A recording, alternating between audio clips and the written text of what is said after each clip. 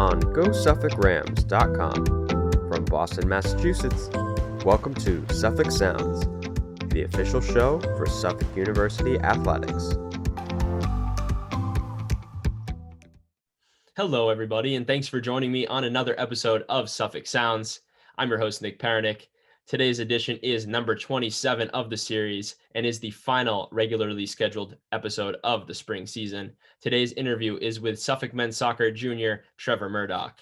We are now in the best time of the year, Ram Nation. That's postseason time, as Suffolk men's golf is the first team to take place in the Commonwealth Coast Conference postseason, as they opened up day one of the conference championship on Sunday up in Beverly, Massachusetts. And best of luck goes out to them on day two today, Monday, as they wrap up their campaign.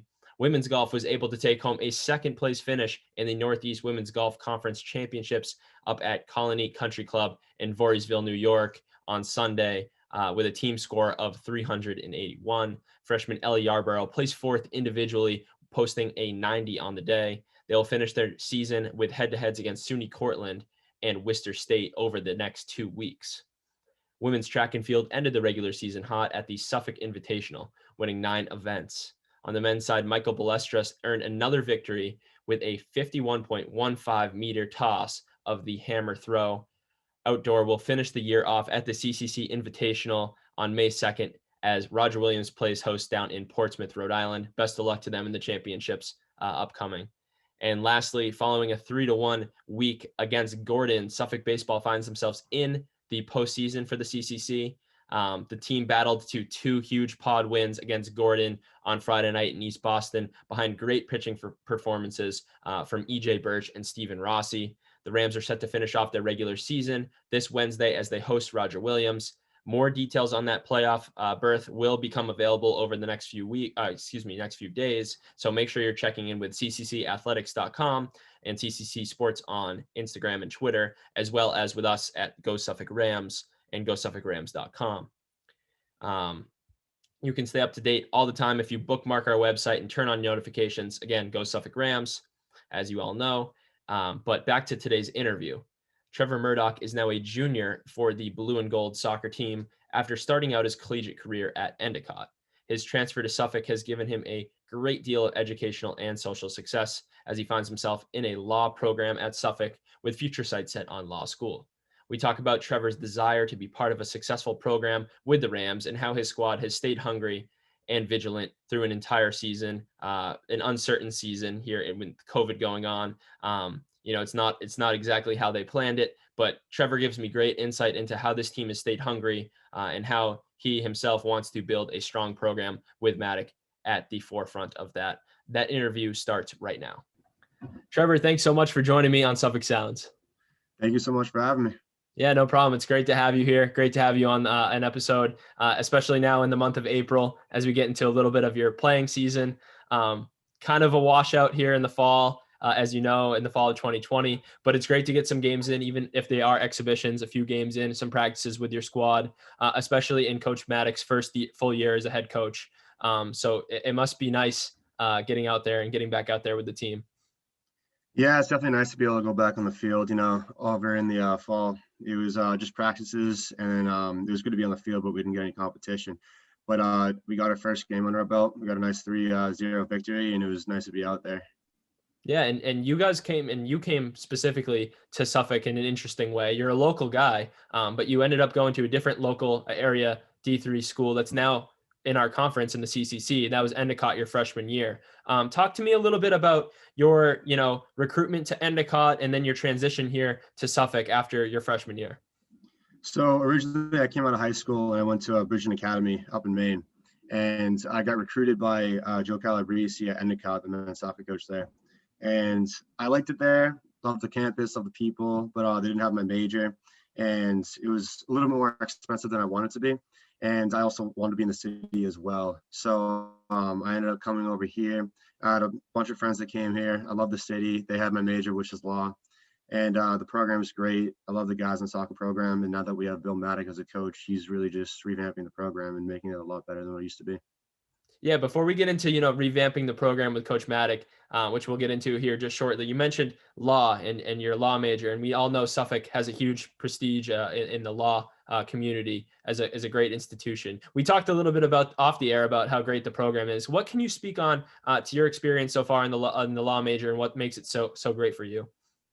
Honestly, I say it's the professors. The professors are just very, very helpful. They always like take time out of class to talk to you.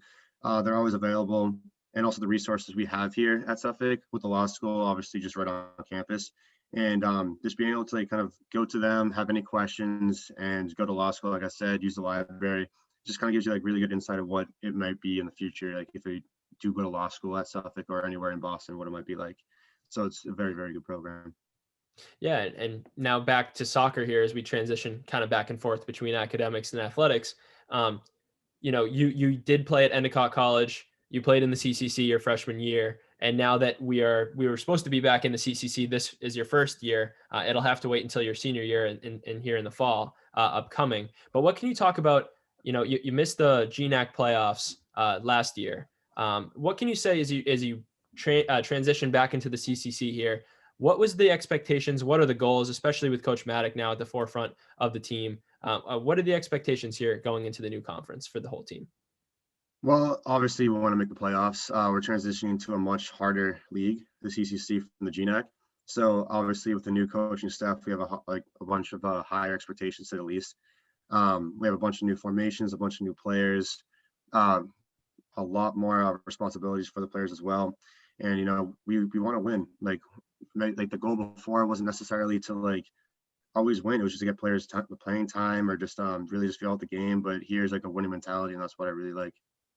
Yeah, and you mentioned, all these newcomers. I was looking before doing a little bit more research on the team, and it's just the amount of newcomers that came in this year. And we talked a little bit off the air about the newcomers that are coming in for next year. You got a bunch of kids. They're coming in from all over the country, even international as well. What has the message been to them in this, untraditional season where COVID plays such a huge factor? You're only getting 3 games in here in the spring season.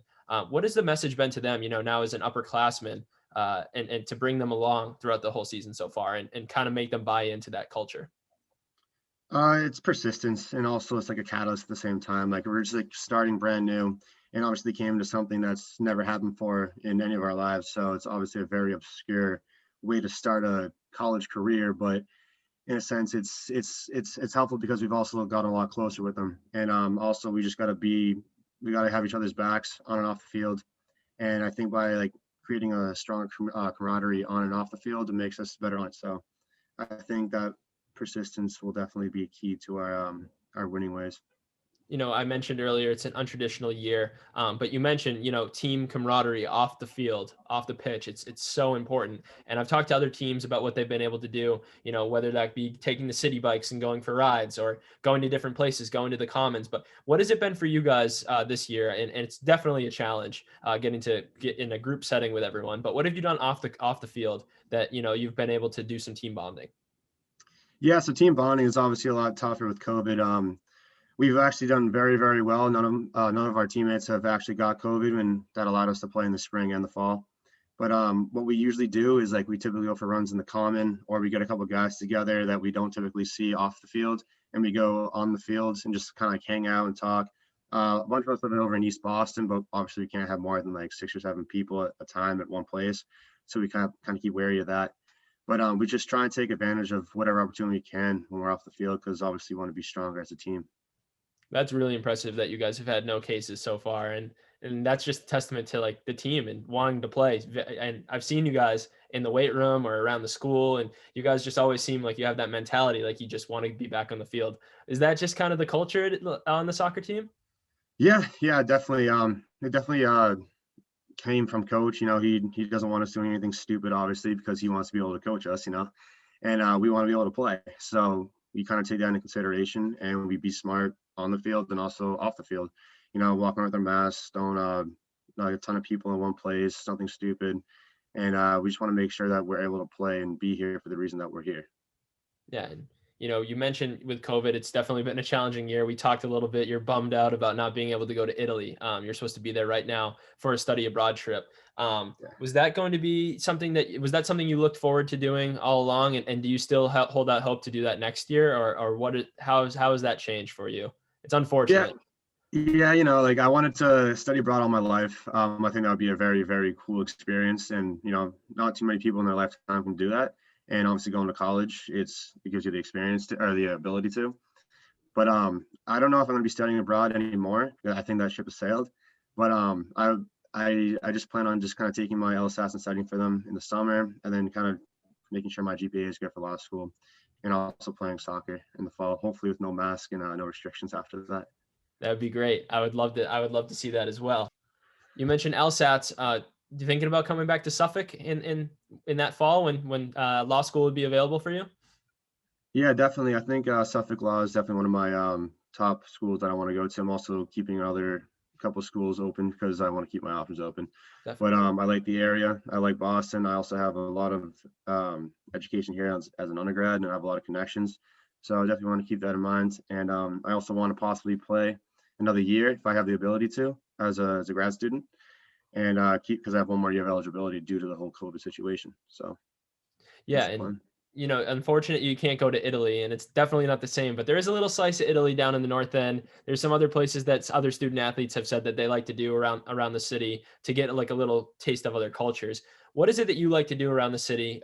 COVID times or not COVID times? What have you liked most about going to school in the city?